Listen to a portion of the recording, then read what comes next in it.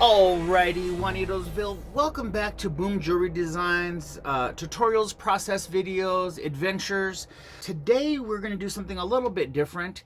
I purchased this on Amazon. This is leather cord, kind of a rustic kind of looking leather cord. And what I'm finding, friends, is a lot of people like to wear really awesome pendants that we make as jewelers, but not all of them like sterling silver or gold. Some people like hemp, some people like leather, and I don't really see a lot of people using leather or not. This is something you see quite a bit. If you go to a festival or something, you buy a pendant, sometimes it's hanging on something like this. Now, I don't know if this is official leather or if this is plastic or vinyl or nylon or what the... I know this is not sterling, but this is pretty common that you can find a pendant hanging from something like this. And I see that a lot, and I was thinking, you know what? I think it would be cool to make our own, but let's go thicker leather. It doesn't say here, actually. Wish it did. But anyways, look how thick that is. That's pretty thick. It's kind of sturdy. Kind of a color that could be, anybody could wear this color. And so what I did, friends, is I cut a piece 11 inches, so it's probably 22 inches. But what I want to do, guys, is make my own clasp. So what I'm thinking about doing is caps for each one of these, and then make a sterling silver end on this. And that is the goal, friends. So we're going to use 26 gauge because it's very thin and easy to manipulate and work in small little pieces. I'm thinking about cutting it like that and then having it squeezed on there. Maybe epoxied in there if I can make a little tube. And then on the end of the tube, make a little hook. So let me just kind of show you guys before I get too carried away kind of what I'm thinking. So I'm thinking about a tube like this, and this is the leather. I'll color that kind of like that, and then on the top of the tube maybe do like a jump ring like that. Sometimes the bottom of the bolo silver will have a little claws that will be used to pinch and hold the leather together. So this will have like a little claw.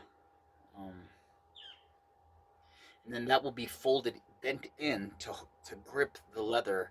And then maybe for just good measure, if this is looking inside of the tube, I might put some epoxy glue in this right here, just for good measure, because I want for it to be a forever piece. And that epoxy glue will seal that in there, but then here at the ends it'll be pinched in, so for extra stability, but also maybe for some aesthetics maybe as well. And then a jump ring, and then I'll do the same thing on the other side, and then we'll do a cool little clasp that will click those together. So that's what we're working on today, friends, and I hope this is gonna turn out to what I hope it's gonna turn out. So yeah, let's hit this jewelry adventure in. Let's go. Okay, friends, I'm cutting this about 8 millimeters, but I'm going to try an experiment. I don't know if this is going to work, but we're going to go right here, and I'm just going to do some cuts in it, guys. Just a little, about 3 millimeters in,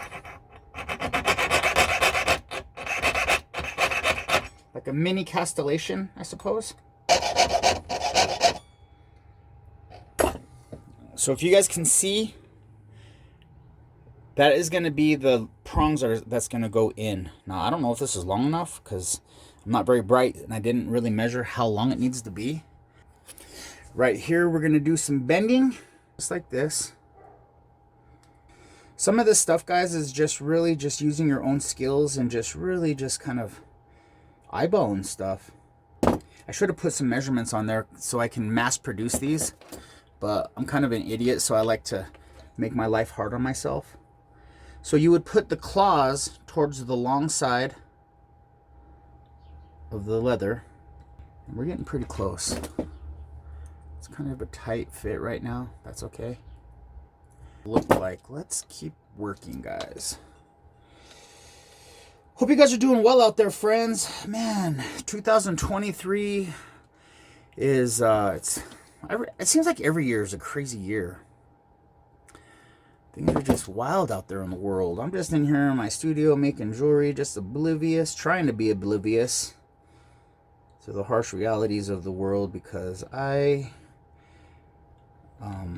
very sensitive. I think a lot of us artists, guys, I think we're all a little bit sensitive. So we really have to be conscious of our what we're ingesting into ourselves as far as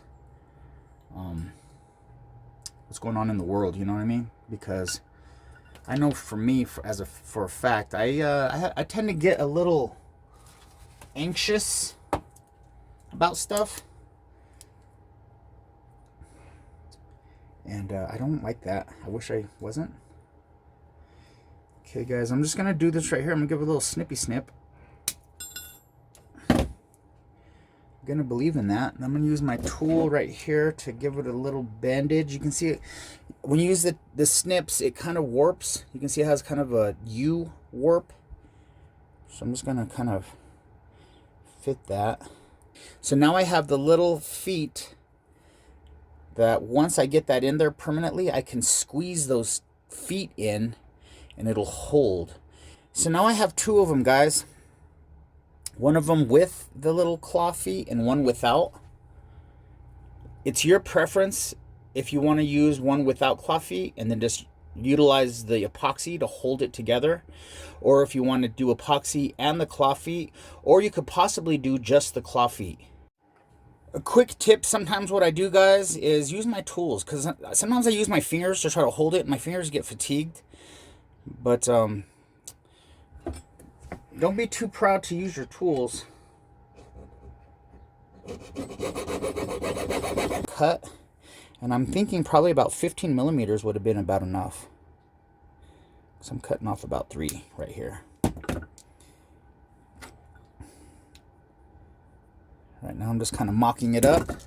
Now I'm gonna go right here, give it a little tap with my mallet. You guys with me? Pretty nice fit right there, guys, and I believe in that. So now we have 2 of these that match. If you guys can see that, those are gonna be our caps for the end.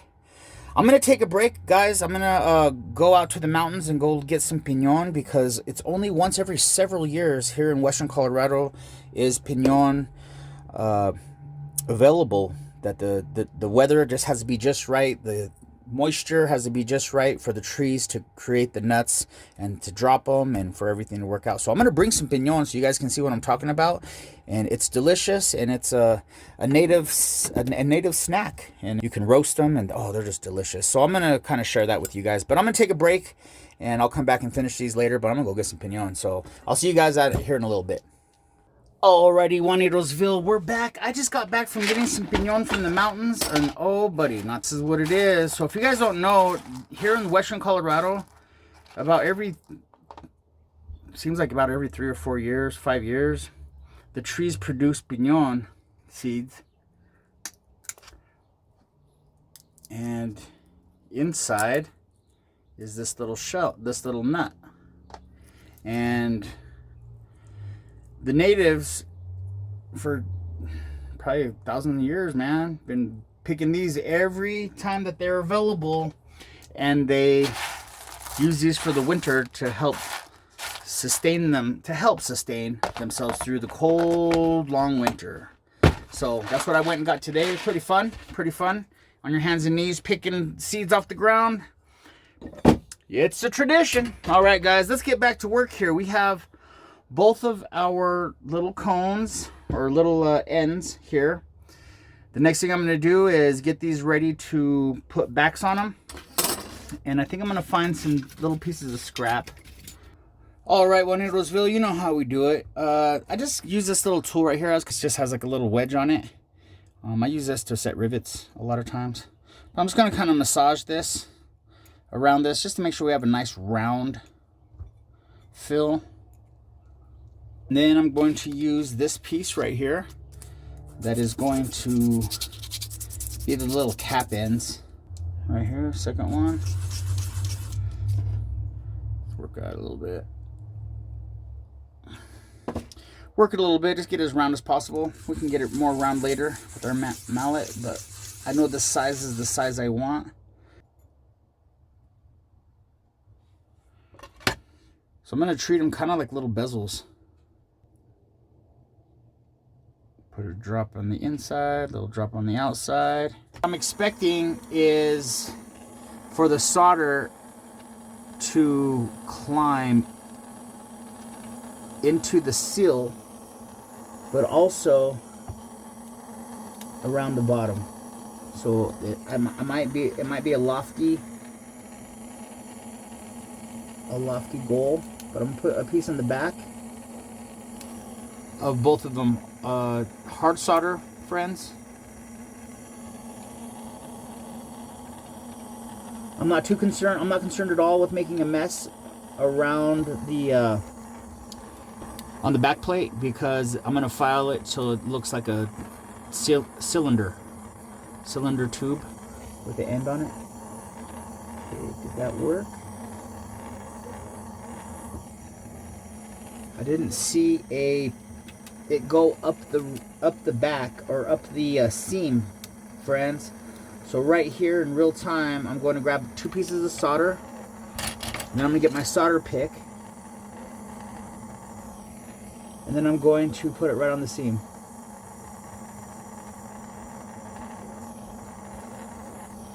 This side.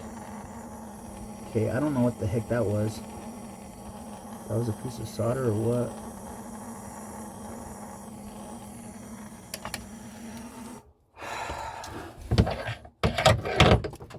Sorry if that took longer than it seemed like it should have. But let's take a quick gander as I quenched it.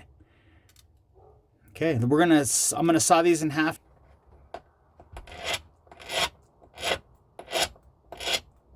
All right, let's take a look, just so you guys see what I'm working with. A little bit of filing right there, guys. Can you guys see that? A little bit of filing on that. Looks like a shell casing. Fit right with our leather. So right here, friends, this is one. I'm gonna put a little jump ring on the end of this. On the other one, it's not quite very roundy. Quite roundy. The other side in there, friends. And then this is going to have jump rings, and then we're going to do a latch. So I'm going to clean this up and get these kind of ready to go, and then at least shaped up before we put the jump rings on them. And then once we have the jump rings on them, we're going to do the latch. Alrighty, Juanitosville, here we are with these 2 things. You guys know these are the ends that are going to be to our necklace. I think I'll use this 100314 14 gauge for the latch. Actual jump ring, we're going to use some of this 16 gauge 100316 16 gauge 100314 14 gauge. So if it's 1003 and then whatever gauge you're looking for, probably 12 would be 12 gauge, 10 would be 10 gauge. That's what I'm just figured. I'm today's years old as I figured that out, friends. I'm going to use my round pliers. And basically, I'm just going to figure out how big of a jump ring do I want, and I'll use that portion. So I want the ring to be about that big around. So just like this. To make 2 rings, enough for 2 rings. I want to put it right where they connect. These little... That was a super dumb idea because it pinched one side. Dang, that's how rookie I am at making jump rings. So I made 3 rings, but one side is pinched. So through and just make this one flush. Watch your eyes. The pinch side, we're going to make it flush. Technique to close these up might be to use the tip of your pliers, put it on the back the C, backward C for me because I'm left-handed, and then hit it. Oh yeah. Okay, look at that, guys. So that's probably the dumb way to do it, but I know I can put a piece of solder on that and then make that jump ring. So I'm gonna do 2 of these. All right, let's take it to the soldering block and let's put these bad boys on.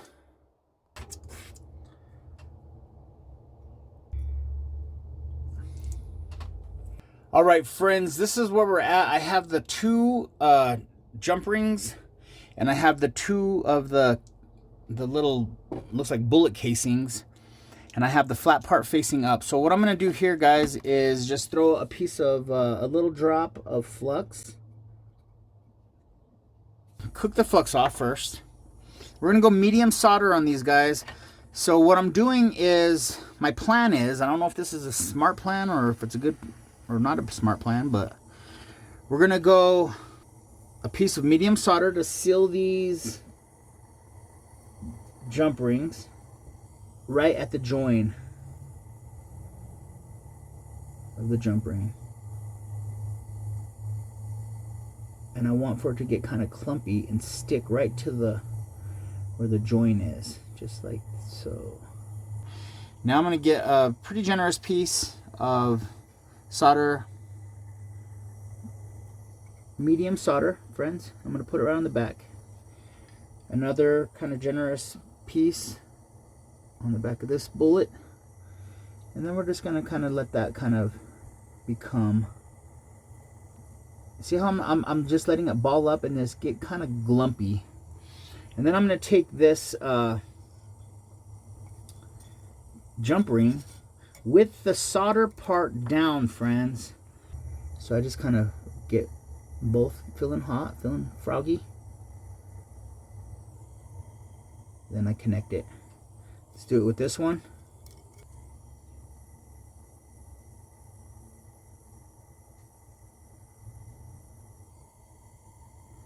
Not the best, not the worst. Quench those and give you a quick little gander. Let's look how straight I did. Not very straight at all, friends. See how they're leaned over like that, like drunk winos? We're going to take our flat nose pliers. We're going to take this. We're going to see. Boom.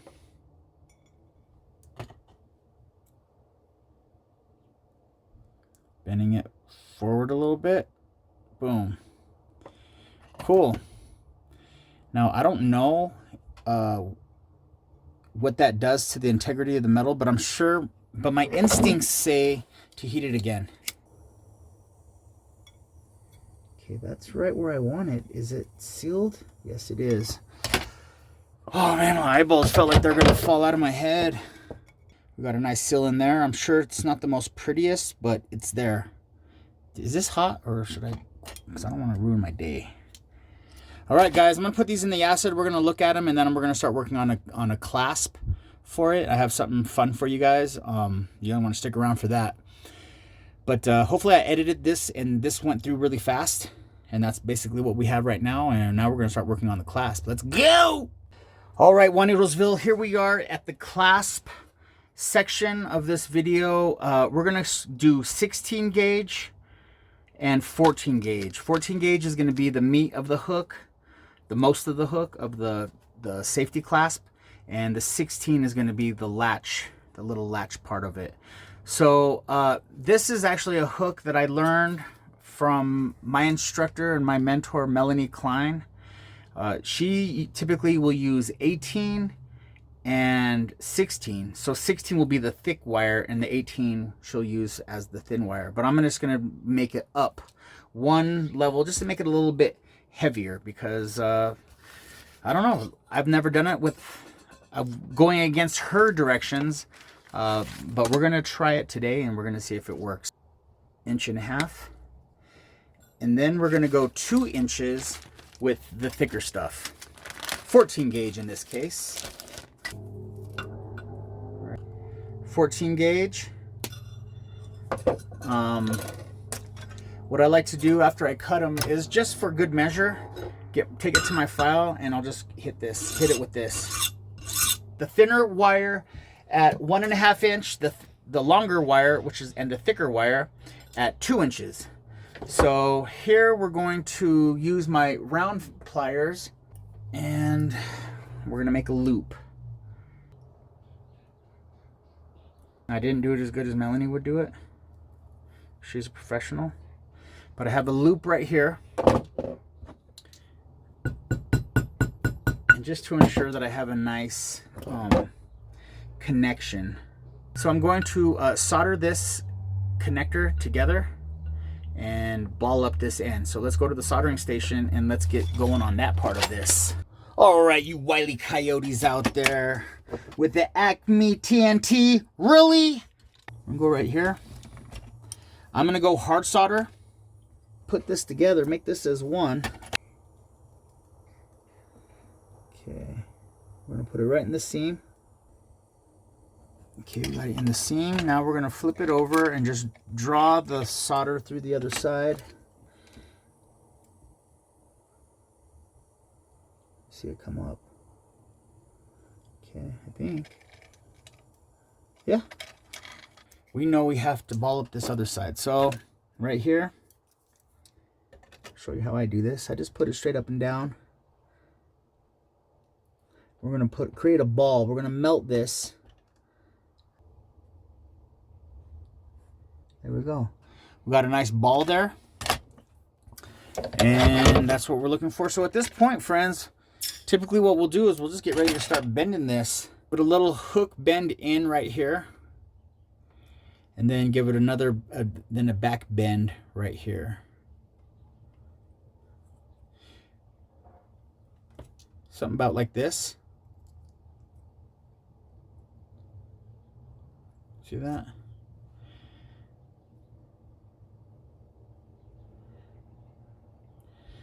This is where the hook is going to be.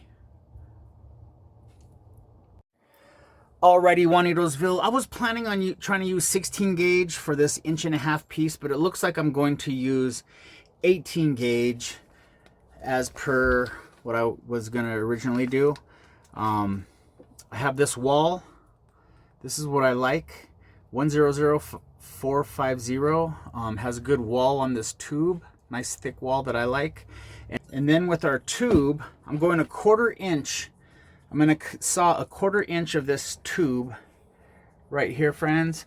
And I noticed that if you use a smaller blade on cutting tube, you have a lot more success. So I'm going 1/4 inch. I'm just going to eyeball this. As I try to cut it and then not let it fall because I'll never find it. I'll give it a little bit of just a sand. So now we're going to take this tube and we're going to adhere it right here. And I'll take you to the soldering block and then I'll do that with you guys.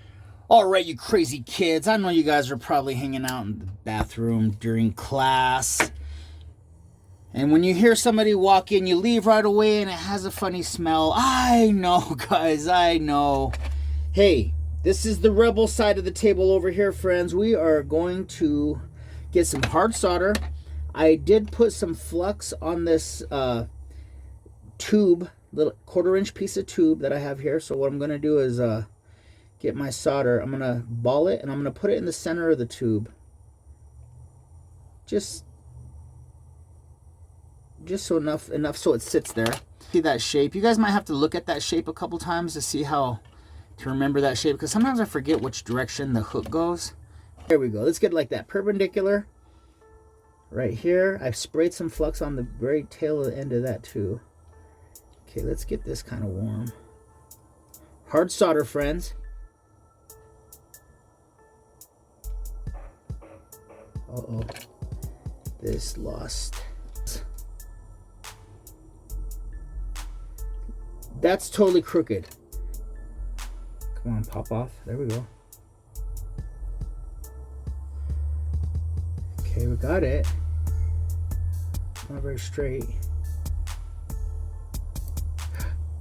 Oh, gosh.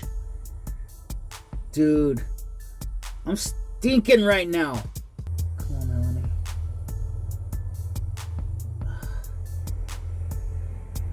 Did I put that on the wrong side? I did. Dude, okay, I am super duper fired. Okay, I'm gonna try this again.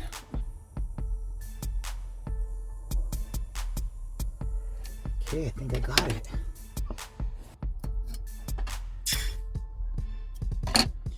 All right, guys, that's what it's supposed to look like. It's good. Let's pickle this and let's... Then we take our 18 gauge round wire and we feed it through the tube. We're gonna feed it till it goes about halfway. And then we're gonna give it one of these numbers. Right here. Make a little notch out on each side up here. So it goes out like that. And then what you're gonna do is just kind of work this together. So there's a little bit of tension so that they're touching. Just like that. Eventually that's how that's gonna be. So we kind of look at like this to mock it up. And I think it's gonna fit nice. So we're gonna go ahead and with this tension maintained right here, put it in our third hand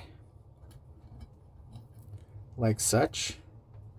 I'm gonna put a little drop of flux right at the very tip right there, and then we're gonna give it some heat and ball up that end right here together, guys. Okay, they're starting to morph together. Okay, we got a nice morph, a little morphage. Okay, guys, so I have a little morphage. And at this point, what we're going to do is we're just going to kind of manipulate this and bend it in a way that's going to create a little bit of tension around this. I'd probably give it a little number right in here. This is typically what I do, is while it's around, hope I didn't, but there we go. But that's what you want. That's going to create the safety. That little click as this goes over that ball. See that? Listen. Just like that. So I got a nice relationship going on right here between this ball and this clasp. And a little tip that I learned from Melanie Klein is this hook right here, you don't want for it to get weak over time or to change. So you can set the hook by hammering it a little bit. So what I'm going to do is just give this guy a little hammer, forge the silver,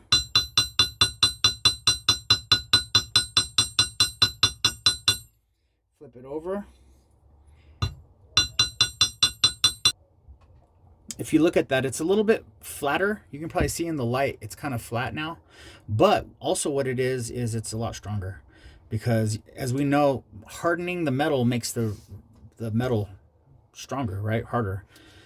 Work hardening, that's what they call work hardening. So I'll kind of work on this a little bit and just get just about where I want it.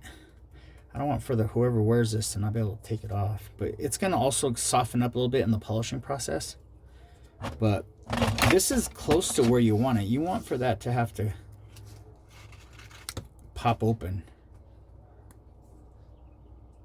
There we go. But that's basically the latch, guys. Oh, yeah, we did it. Hey!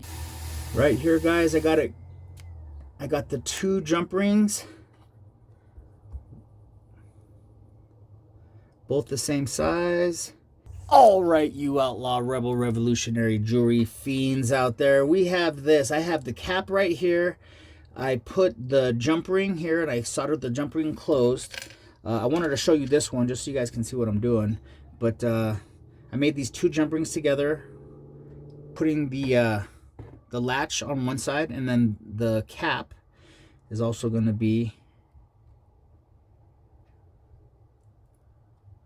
I'm going to shut these closed. A little bit of tension. And eventually the other part is going to be this. So this is how it works. Under right here. And then this is the complete with the leather and the ends. So really, I'm going to solder this jump ring together that holds these 2. And then we're going to put them in the leather, and then we'll be finished with our project, guys. We're that close. Alrighty, Juanitosville, here we are, guys. We have the caps, the jump rings that connect the clasp all together. I have this nice little click right there, opened. So now, friends, we're at the place where we can actually, it's time to put the leather on, guys. So let me show you what I got. Today I went to Hobby Lobby, and I actually found some pretty decent tools that I'm going to start using, but I'll do a different video where I'll talk about what I bought as far as tools that you can get at Hobby Lobby that are really helpful for silversmiths. So I have this. It's called Super Tight Universal Liquid Epoxy, $2.99 at Hobby Lobby. Cut away, snap off plastic. Da, da, da, da, da. Fast forward, nobody cares about that stuff. Okay, press together. Okay, the epoxy resin together. Apply immediately to surfaces to be bonded. Press together firmly for up to 5 minutes. Do not apply to indirect sunlight. Blah, blah, blah, blah, blah. I'm telling you guys, I need some bifocals. I can't barely read that. Okay, here we go. We're gonna go like this. Sometimes you can just break these off. Pulls out. But that's what I want. What I'm going to do is just hold these like this, guys, and then I'm going to mix these together. Equal parts. And I'm going to put some right here on the tip.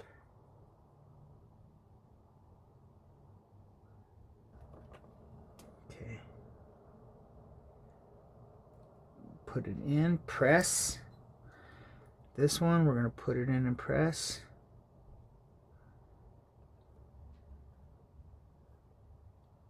Fit. Cool. So those are in and pressed. But now that I have those, I want to take my pliers. Let's get...